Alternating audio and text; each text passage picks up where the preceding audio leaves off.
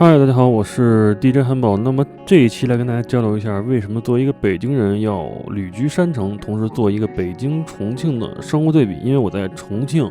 也生活了有半年多了嘛，那我在北京也生活了24年，因为一直生活在北京以前。同时呢，我认为重庆是一个繁华包容、有烟火气的城市，并且呢，我也认为重庆是国内最具发展潜力的国际城市之一啊。有的朋友可能会觉得我说有点夸张啊，重庆真的有你说的那么好吗？但是我希望大家可以通过我的这个视频，让大家对重庆这个城市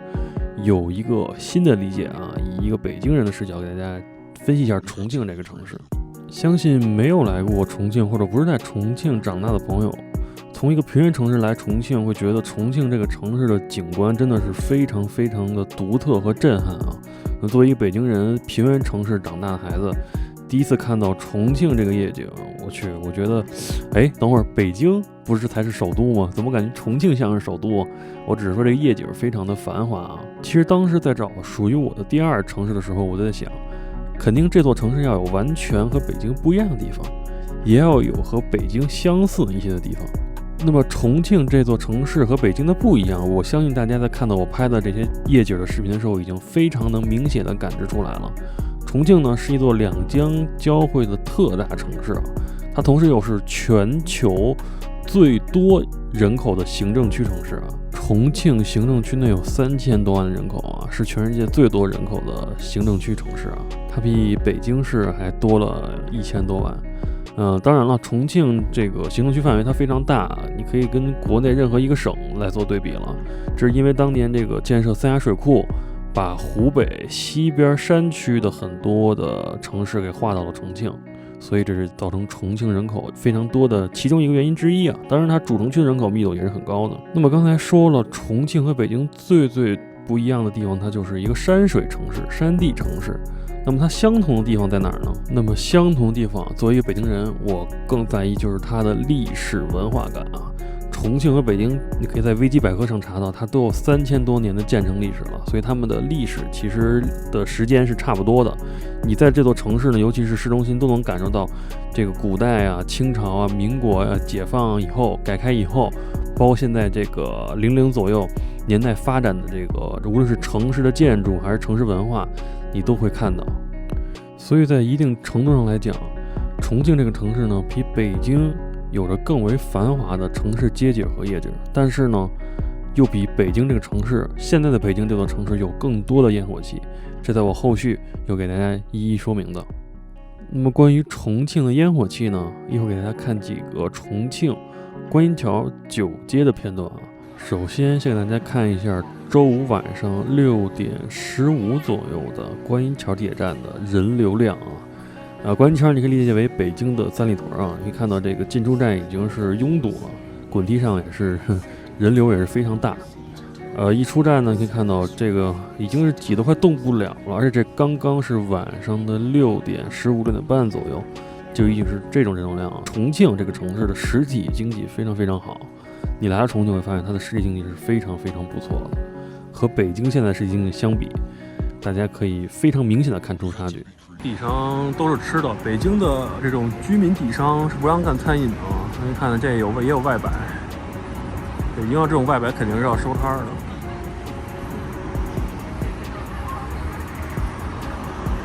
那其实大家看到它其实也没有过多影响市容啊，其实你只要规范好，没有什么问题，对吧？这就是重庆的9街了啊，作为知名的夜生活中心，可以看看现在是北京时间11月16号啊，应该是16号，它是周六啊，周六晚上快9点了，可以看看这个密度。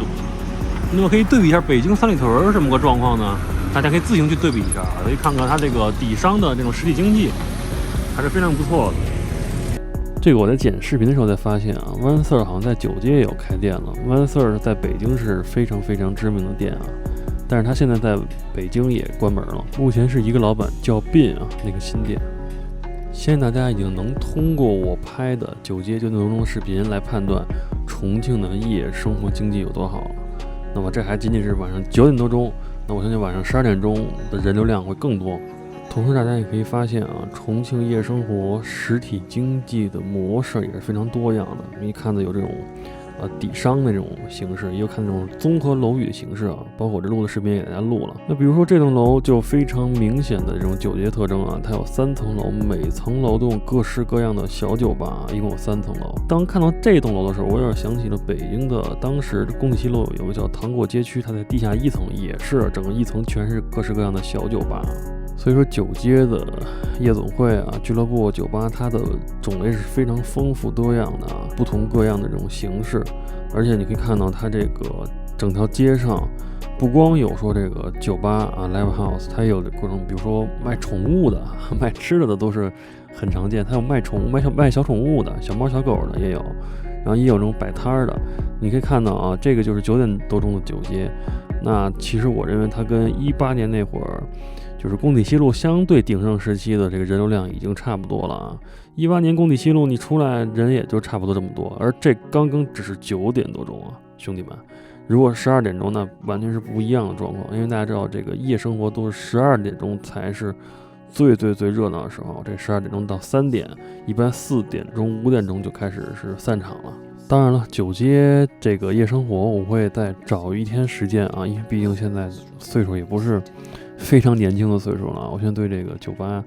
一般般感觉，所以说我还会找一个特定的时间，我在24点夜里1点钟的时候再去一趟看看，给大家拍一期真正的这个重庆酒街夜生活的这个人流和这个状态，各种店的这个风格，我给大家去测评一期啊。如果想看呢，大家一定在评论区留言，这个视频给我3连关注啊。新路这边有非常多的酒吧呀，我刚才从这个江北城这边一路走过来，就几乎这街上全是这种 live house，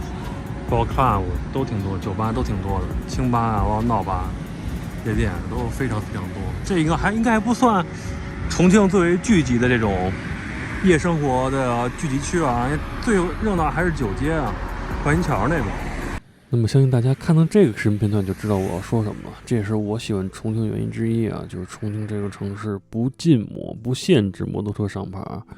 汽车也是了，这也是我以后可能会把摩托车和汽车拿到重庆来开的原因，就是它没有任何的限制，很自由。您看到，比如这个只是一个大厦，普通的大厦楼底下就有很多摩托车，你以为它是卖摩托车的吗？并不是。他就是一般员工上班他就骑摩托车，在重庆这个无论市中心啊还是郊区，全部都是摩托车，非常方便。我始终认为摩托车比电动车好很多，虽然电动车很方便，我在北京我也骑电动车，但是电动车，我认为啊，电动车其实应该局限于比如什么大学城啊或者校园里，就是一个更严格管控的区域，因为电动车它没有任何的扣分系统，没有任何的这种交规学习。大家谁都能去骑，而且我始终认为没有秩序的电动车对城市的秩序是非常有破坏力的。楼下遛弯，结果看到了一金币的北京风速旗舰店，哇，这太熟悉了。重庆这边摩托车很自由啊，想骑摩托车随便骑，我这也没有限摩，牌照也很简单，本地外地人都拿身份证直接上就行了，非常的开放啊，这块。那么接下来就要聊一聊重庆的城市轨道交通。其实重庆的城市轨道交通发展也是非常的迅速的。我在19年第一次来重庆的时候呢，重庆感觉没有几条地铁线路，反正不是那么方便。等在我去年再来重庆的时候，感觉哇，好像这个它的市中心的密集程度跟北京好像也差不太多了。而且大家要想，重庆这个城市又是一个非常特殊的山水城市，它要跨江，它要穿山，所以说它和普通的这种地铁建设还是有一定的区别的。另外我不得不说，重庆的轨道交通导视系统几乎可以说是国内做的最好的系统，整个导视系统非常的明确啊，可以看到换乘或者乘车就是以白色作为底色，加上线路对应的数字以及它的颜色色块，所以非常的清晰明了。同时呢，重要指示和出口就会以黄底黑字作为标注。其实这个整套系统呢是从 JR 东日本学过来的啊，这个大家也可以有历史查证的。那这套系统是非常的高效简明的为旅客导明自己所要去的地方，同时重庆在早晚高峰期间的多数列车都有普通和快速列车区分，这个在全国各大城市并不稀奇。但是重庆最为独特存在就是它有3线跨线列车，比如说4号线、5号线环线。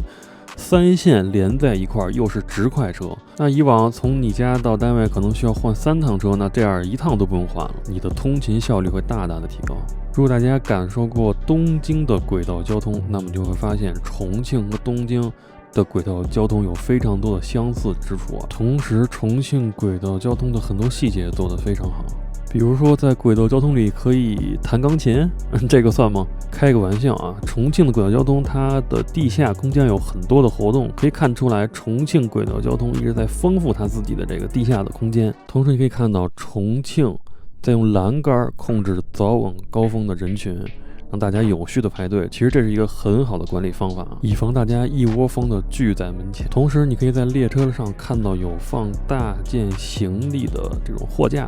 那么这种货架我只在东京的列车上看过，别的城市的地铁的确是没有出现过。这个其实也是个很便民的一个设计。那么有的朋友看到这儿就会问了，说汉堡你为什么要讲那么多的这个轨道交通的事儿呢？但我想说，轨道交通在一个大城市中比你开车骑摩托关键太多了，这个是最为便民的出行设施，所以它非常方便，它非常便利，非常简洁易懂，对你的出行是有大大的帮助的。在远处看到这个灯，就说明这是重庆轨道交通，设计还是非常好看的。然后它的侧面玻璃会贴轨道交通的 logo， 还会写它是哪几条线，环线3号线、10号线，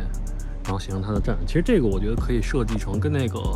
就是颜色条一样啊，其实这样会更好看，我个人认为啊。那么重庆的饮食也是让我留在这儿的原因之一啊，我非常爱吃辣啊。这次就先找了我以前爱吃的一个老店，搬到这儿来了，找半天，好像是啊。那么真正喜欢吃辣的人都知道啊，辣如果它好吃，它是一个复合口味的好吃。重庆的口味以麻辣为主啊，北上广深很多城市中等价位的辣，纯就是那种刺激性的科技辣啊。我不知道大家能不能理解这句话，所以很多朋友觉得辣很枯燥、很单一。其实说句实话，你没有吃到真正好吃的这种辣味的食品啊。而且我想说的是，在重庆吃辣有很多这种得天独厚的条件啊，比如说重庆这个天气就是潮湿的，你吃辣并不会说长痘痘啊、闹肚子之类的。但是在北京那种干燥的天气，你吃辣反而是不好的，因为北京的天气需要加湿而不是除湿啊。其实像我一个人在重庆更喜欢去吃串串啊。其实像在重庆的话，吃重庆火锅更为正宗，但是串串的话更适合一个人吃。重庆火锅的话，你点个锅底的费用就不少。但是无论如何来说，重庆火锅和串串其实在重庆都不是算很贵的东西，但是在北京基本上都要人均130、150左右。在重庆吃一顿串串，像我这个饭量可能也就60、70，那一个女生可能30、40就能搞定，而且非常非常正宗好吃。因为他们这种火锅店啊、串串店这种老店，它都是自己去炒料的，非常的香，完全跟北京吃的一点都不一样。就你带回北京吃，你在北京觉得好吃的串串店、火锅店，你觉得哎，这个味道好像总是那么差一点点的感觉啊。那重庆小面呢，在重庆更是便宜又好吃的代表。你看我在市中心这个重庆市委旁边吃了一个3两加鸡蛋加沸腾面，不到30块钱。那你在重庆一般的居民生活区吃一个，比如素面，可能就是7块钱、5块钱甚至都有可能，所以是非常便宜的。当然了，从北京来到重庆，会发现重庆这个城市的生活节奏还是比较慢的，虽然它很繁华啊。那么重庆的区县生活节奏会更慢，以后我也可以多去重庆的几个区县拍拍视频，因为重庆的每个区县的风格也都有所不同。吃完火锅串串以后，我一般会喜欢在这个江边散散步啊，会非常的惬意。就是你身上还有那种火锅的味道，然后你伴随这个江或者长江的风一吹，是非常舒服的一种感觉啊。那么大家现在看到是重庆的中山四路，也就是它市委带的一条道路啊，非常的漂亮，有机会大家一定来看一看这条道路。19年第一次来重庆，这个嘉陵江大桥、钟家岩嘉陵江大桥还在修啊，那会儿还没修好呢，我记得。当时我记得特清楚，这儿只有一个洞，因为当时那会儿我就住这个雾都宾馆嘛，就是应该就是这个楼啊，就是原先相当于重庆的当时的招待所吧，重庆市招待所，因为它旁边就是重庆的那个市委市政府，重庆那个市委市政府特有意思，它那个市委是在山上，这个市政府在山下，山下就是它那个大礼堂那块，挺好玩的。今天非常难得啊，来了重庆的第7天了，终于出太阳了。你看，我这个地方在山脚下，但因为我这楼层高啊，算是个小小的江景房吧。虽然江景地的一般啊，主要正看桥了啊。但是这儿能看到这个重庆轨道2号线这个小火车，大家能看见吗？在这儿，对。然后呢，它这个上面呢是大坪。重庆这个渝中区也很有意思，它山上一个街道，山下一个街道。比如山上这是大坪街道，上面是佛图湾居住区啊。然后我住这个地方是化龙桥，是一个比较新建的一个区域。因为毕竟我是北方人嘛，就是说我虽然也能吃习惯重庆的串串火锅，但是呢，你想吃点北方的口味。这个新建区呢，都是算企业天地，有很多企业在这儿，所以说这个天南海北的口味都有啊，所以我就住这儿，而离这个轻轨站非常近，看风景，一下楼就过去了。然后它这块有一个半山崖线，就很漂亮。就是我平常没事的时候，早上起来洗澡，我就从这儿上山，上到这个从华龙桥上到大坪，然后这么着一直过去啊。这个半山崖线是干嘛用的？以前你可以看到我这块嘉陵江，到嘉陵江，它包括后面南边这个长江一涨水，这个船就过不去了。过不去怎么办呢？在当时呢，只能走这个陆路，从陆路就是从这个半山崖线进重庆老重庆城。这个老重庆城其实跟现在比来说很小。你看现在渝中区在重庆这个行政区范围都是很小很小的一个区，但是老重庆城就是类似于北京2环里城墙里的区域也非常小。大家我不知道能不能看到，在这儿啊，这两个新建的高楼是重庆中心啊，是我2路口。去年我住这个位置，2路口再往东边到七星岗这块，从七星岗到教城口，只有这一小块，不是这块，这是江北啊，这一小块才是这个重庆最老的老城区，能进最早的一个老城区。然后在以前的这个古人啊，就要从这个陆路进去，所以这个区域挺好玩的。但是今天主要因为出太阳了，我给大家录一下。这个就是嘉陵江，然后呢对面就是江北区。然后这个晚上看还好吧，因为渝中区最精华夜景应该还是在那个尖那块啊，这边就看不到太多，也还可以。主要这块是地铁比较方便，然后加上吃东西，因为比如说想吃个什么吉野家、麦当劳什么的，换口味。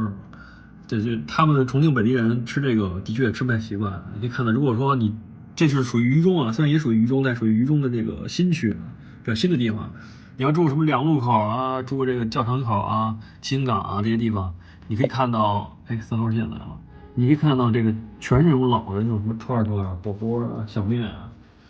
反正我吃是能吃，但是你要天让我吃，就总觉得啊也有点腻了。然后这儿也能看到，这个是鹅岭公园的这个两江亭，这我给大家录过街景啊，这都录过街景。我2号线我也录过这个街景，可以看我的4个重庆系列，包括北京的系列，我也都在更新，都没有删除。所以说呢，重庆是一个非常繁华、拥有独特地貌山水的一个城市，同时呢，它又非常有烟火气，城市的参与感也非常的强。当你工作忙碌一天，你可以选择和朋友在九街、在观音桥吃喝玩乐，吃火锅、吃串串、打麻将，可以去九街 Happy Club。你也可以在长江滨江路、北滨路、嘉陵江滨江路各种滨江路，只是静静的在江边散散步，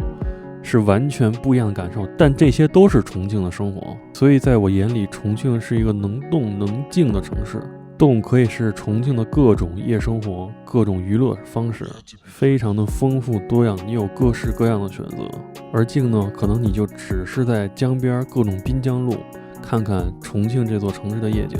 你都可以放松放空一下自己。同时重庆也是一个能大能小的城市，大呢体现在重庆整个城市的规划非常的宏伟壮观。当然了，我的生活范围可能还是聚集在两江四岸啊，我认为两江四岸已经能达到1线城市的水准了。当然如果说你放眼整个重庆行政区，那肯定它还属于新1线的城市范围，毕竟它还有三峡库区的一些区域需要管辖。那小呢，就体现在重庆普通人的小我。在渝中老山城里，你可以看到各种的火锅店、串串店、便利店，很多老重庆人喜欢打麻将，就是在街上，就是在底商，那这些离你的个人生活其实并不遥远，你想去加入他们、参与他们，也都是随时的事儿。这座城市并不冰冷，还是那句话，城市参与感是非常的强的。大家在看我这几期视频的时候，应该也能注意到，我一直在强调城市参与感和烟火气这2个因素的高低，非常能体现一个人的幸福感。同时呢，我也去调查了解了一下，想在这座城市立足呢，其实也没有那么困难。户口来说的话，没有哪个城市比北京户口更难了吧？重庆这个城市的户口其实也是非常好拿的。那关于房价呢，我给大家看一下重庆渝中区市中心的一个新区，就是我住这个区华龙桥的房价，新房3万左右，20房2万出头。如果是重庆渝中区，就是市中心的老破小，可能几千块钱都有，非常的便宜啊。那么说了那么多重庆城市的优点，那我也来说说它的缺点啊。首先第一个缺点就是大家最广为吐槽的就是它的气候，但对于一个北京人来说，我觉得它的气候虽然说它夏天非常热，冬天也挺冷的。我人生中被冻得最严重的一个冬天就是去年刚来重庆那个冬天，非常的冷啊。屋里当时也不太了解这个重庆的冬天嘛，还租了一个北面的屋子，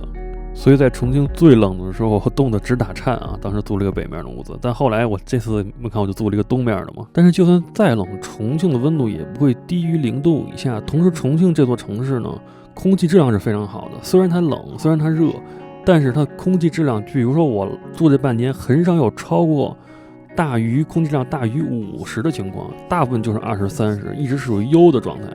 所以说，作为一个北京人来重庆，我觉得它的城市空气是非常好的。它这个夜景啊、建设、车辆、摩托车啊，比北京我感觉多了，但是它的空气是很不错的。那么另外一个，大家作为一个外地人、外省人比较喜欢吐槽的，网上就是说关于重庆话的理解问题啊。说真的，我觉得还好，虽然刚来的时候我也听不懂，但毕竟重庆话包括成都话都属于西南官话。你简单理解为就是它变一个调，然后加上一些特殊词汇。反正现在我是基本能听懂重庆话了，虽然跟人说我觉得也没必要说普通话就好了，但是重庆话我是可以理解的。当然了，我还是有点小小的建议啊，建议就是说咱们这个年轻人包括中年人还尽量，如果在游客或者说这些就是外地人比较多的区域，还是第一句话最好还是用普通话先说。就是说我觉得说方言，对方言自豪，这是很正常的事儿，因为我对北京文化对北京话我也很自豪，我也很喜欢。但是如果别人跟你说了普通话，你还是一直在坚持说川渝方言，如果在这个城市待时间长的人会明白，但是如果他不明白，他不懂川渝方言，他觉得可能你有点不尊重他。当然了，我不知道重庆本地人是怎么想这个问题啊，但我觉得普通话，如果人家跟你说了普通话，尽量还是用普通话进行沟通啊。因为我知道重庆人可能觉得这个重庆话不就是跟普通话差不多吗？但其实还是有非常多的差距啊，它的这个用词构造啊，以及它这个语言逻辑其实都不太一样啊。那么接下来问题就是重庆的这个随地吐痰现象比北京是要严重太多了，就尤其是老人啊，就是动不动就你一听到那个声儿，你就要注意了，你就看有没有几率你可能会被误上了。所以这个问题还是需要注意一下。年轻人还好吧，但其实也挺多的啊。我觉得如果重庆以后想往国际城市发展，这个现象一定要去改正啊，真的是很有损市容的。还有一个呢，就是重庆的二手烟也是非常的多，大家都喜欢在公共场合抽烟。当然了，这也是中国大陆城市大部分城市都有的问题，北京这个状况也很多。其实我认为和东京学很有必要啊，比如出这种单独的吸烟室啊，大大提高了我们这种不抽烟人的幸福感，而且整个城市的空气都会好太多。那么重庆的基础公共设施以及它的公共交通服务，我刚才是赞赏了很多，但有一个小小的问题，就是重庆公交车的声音太大了，它是加的天然气吧，应该是。它那个声儿，我总觉得跟那个北京的拖拉机差不多，就这个声音啊非常大，而且它公交车里的这个内部的设施，有的车太老了，有条件的话可以换一换，让这个城市，因为重庆这个城市面貌本来就挺新的，公交车那个声音非常大，我觉得也有点影响啊。当然这可能只是我个人的看法，但是重庆的这个公交换乘免费，其实真的是挺不错的。你在坐了地铁以后呢，你在乘公交，这是免费的，不收钱的，这点重庆这个城市做的是非常好的。那么重庆现在最为致命的一个缺陷，可能就是重庆的工资的确不高。我在智联软件上看了一下啊，包括他单休的工作也非常多，所以说，这可能是重庆最大的一个弊端吧。但是如果你既想要有重庆的这种繁华的都市氛围、烟火气氛围，你又不想要这种北京、上海那么卷的这种文化。说实话，卷没什么用啊，卷很多其实是一种底层互坏的方式，我个人的感觉啊。所以我认为重庆呢，其实还是一个值得考虑的选择。当然，如果你做自由职业，在这个城市是最好的，因为自由职业上不封顶嘛，上下都不封顶，下可以达到一个农村的一个收入，那上可以达到一个美国中产的一个收入，看你怎么去决定了。好的，那么这期视频就是这样了。如果大家喜欢我的视频，可以3连关注、点赞、订阅我的 B 站、YouTube 频道，我的全平台是同名的。那么在视频的结尾呢，我准备给所有北京的朋友，在外地生活的朋友建一个群聊啊，建一个微信群。那么大家在我的公众号同名公众号 DJ Humble 公众号里输入北京人3个字，那就会获得一个群聊。大家扫描微信的2维码就可以进入群聊了。那么感谢大家的一直支持，我的所有合集系列，无论是街景啊、音乐教程啊、Disc 发行啊，我的这个 Vlog 都会持续更新的。感谢大家的一直关注，谢谢大家。我在这个楼底下看摩托车，就看到了一北京的电动车，我一看我懵了都。